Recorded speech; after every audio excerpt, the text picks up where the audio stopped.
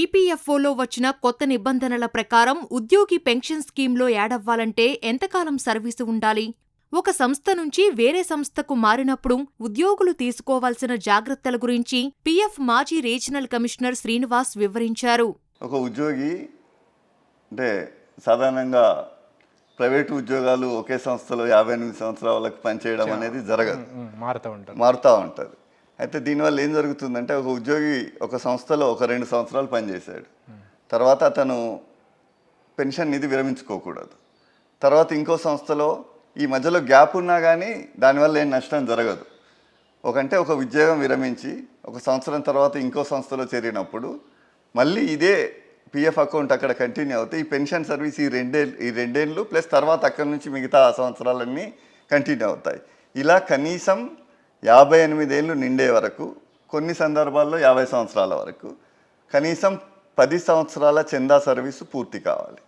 అప్పుడే ఉద్యోగి పెన్షన్కి అర్హుడవుతాడు.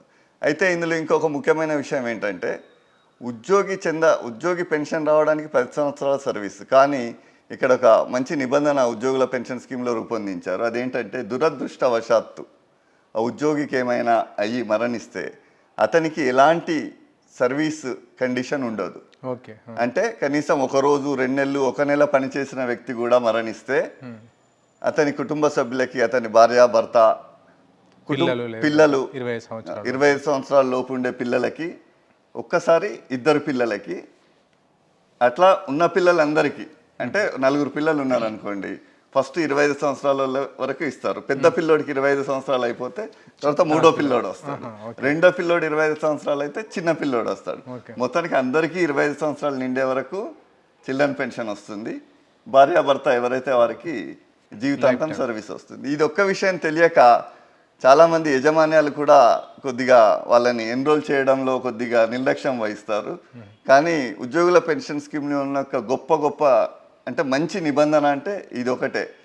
అంగవైకల్యం పూర్తిగా అంటే మోర్ దెన్ 90% అంగవైకల్యం అయినా కూడా ఒక 2 రోజుల పాటు చేసినా కూడా పెన్షన్ ఎలిజిబుల్. ఉద్యోగంలో ఉన్నప్పుడు పూర్తి అంగవైకల్యం అంటే టోటల్లీ ఇన్కెపాసియేటెడ్ టు వర్క్ అని వస్తే అప్పుడు కూడా అతనికి పెన్షన్ ఇవ్వడం జరుగుతుంది.